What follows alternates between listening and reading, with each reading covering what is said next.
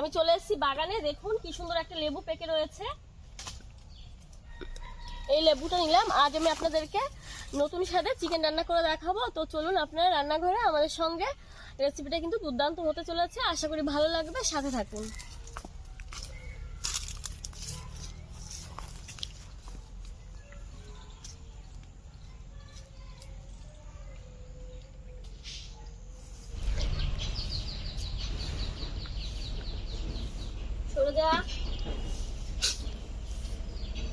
লেবুটা অনেকটাই বড়, এতটা লাগবে না। আমি এখান থেকে সামান্য একটু লেবু নেব।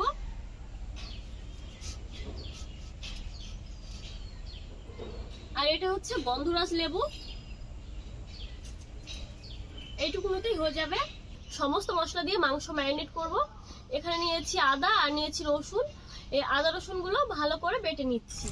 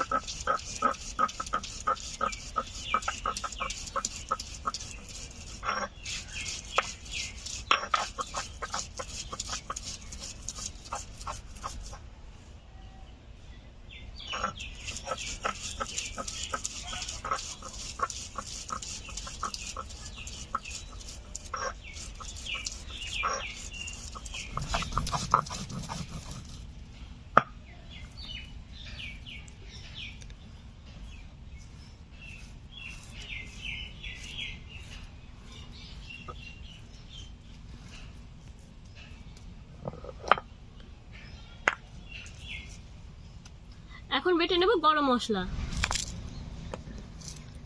এখানে নিয়েছি এলাচ, লবঙ্গ, দারুচিনি।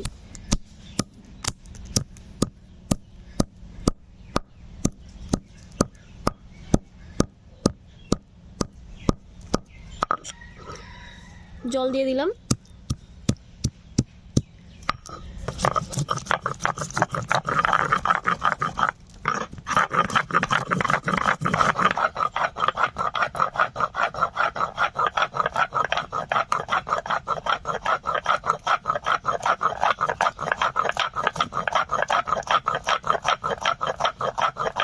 গরম মশলা বেটে নিয়েছি, দেখুন।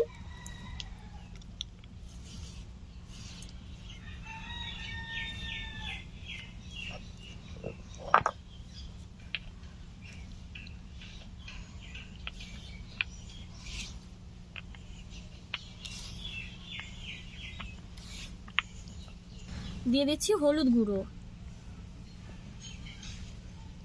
দিচ্ছি লবণ, জিরে গুঁড়ো,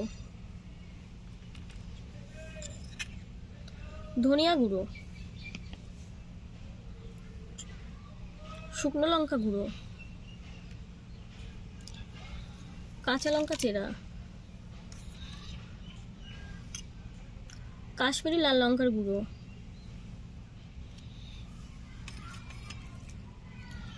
আদা রসুন বাটা,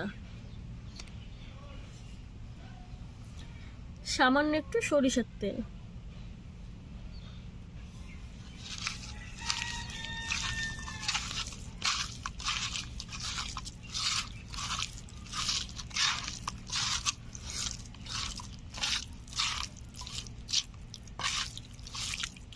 এখন দিয়ে দেব লেবুর রস।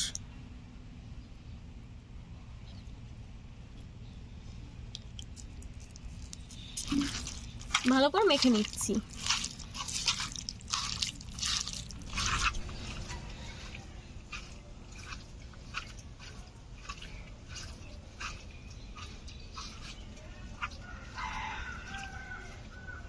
মাংস ভালো করে মেখে নিয়েছি। এইভাবে মাংস রান্না করলে যত বেশি মাখবেন তত বেশি টেস্টি হবে খেতে।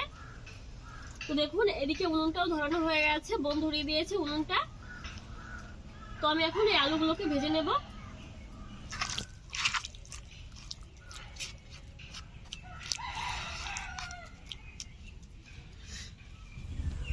কড়াইতে দিয়ে দিচ্ছি সরিষার তেল।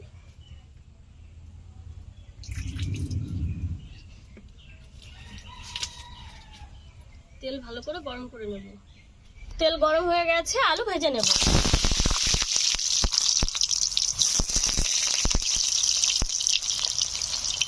দিয়ে দিচ্ছি লবণ, সামান্য একটু হলুদ গুঁড়ো দিয়ে দেবো।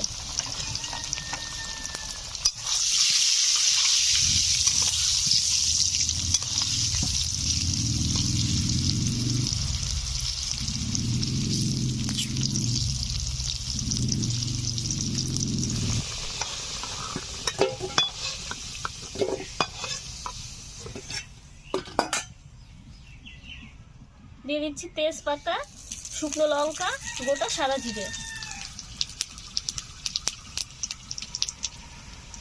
দিয়ে দিচ্ছি পেঁয়াজ কুচি, সামান্য একটু লবণ দিয়ে দিলাম।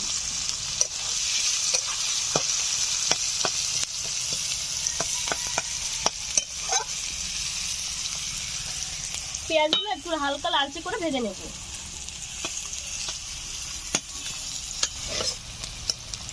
দেখুন প্রায় হালকা হালকা লাল লাল হয়ে এসছে। আজকে পেঁয়াজের পরিমাণটা একটু বেশি দিয়েছি। আপনারা চাইলে পাকা টমেটো এই সময় দিয়ে দিতে পারেন। পেঁয়াজগুলো ভাজা হয়ে গেছে, এখন ম্যারিনেট করে রাখা মুরগির মাংস দিয়ে দিচ্ছি।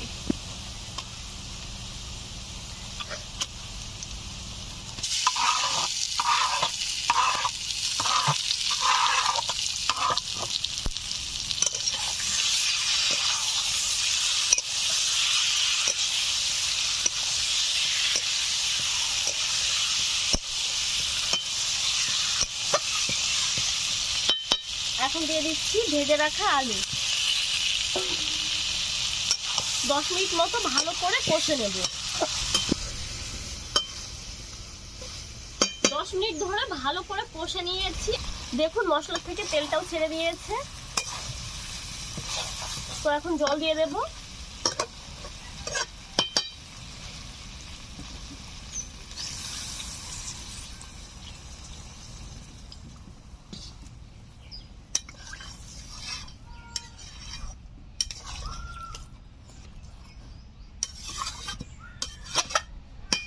ভালো করে জাল করে নেব। দেখুন টকবক করে ঝোল ফুটতে শুরু করে দিয়েছে। এখন আমি ঢাকা দিয়ে জাল করে নেব আরো 5 মিনিট মতো। ঢাকা দিয়ে আরো কিছু সময় আমি জাল করে নিয়েছি। এখন বেটে রাখা গরম মশলা দিয়ে দেব।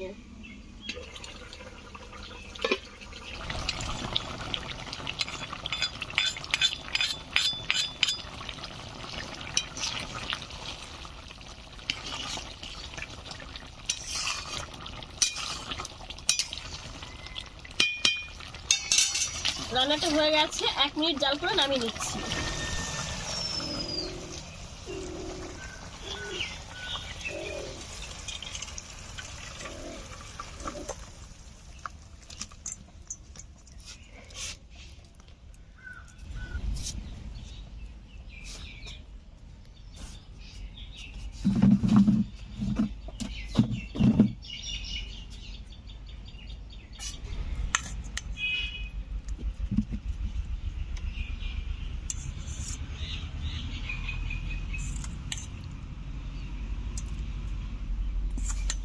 আজকের মাংসটা একটু ঝাল ঝাল করে রান্না করেছি।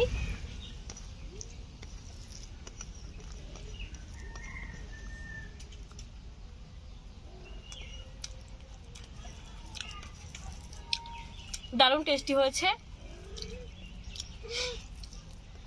আপনারাও বাড়িতে এরকম ভাবে রান্না করবেন আর অবশ্যই জানাবেন যে আপনাদের রান্নাটাও কেমন হয়েছিল।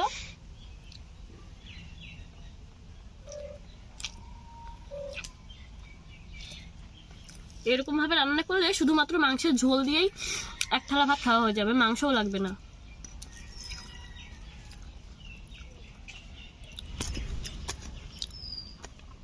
দেখুন মাংস খুব সুন্দরভাবে সেদ্ধ হয়েছে। প্রচন্ড গরম, ভালো করে ভাঙতে পারছি না।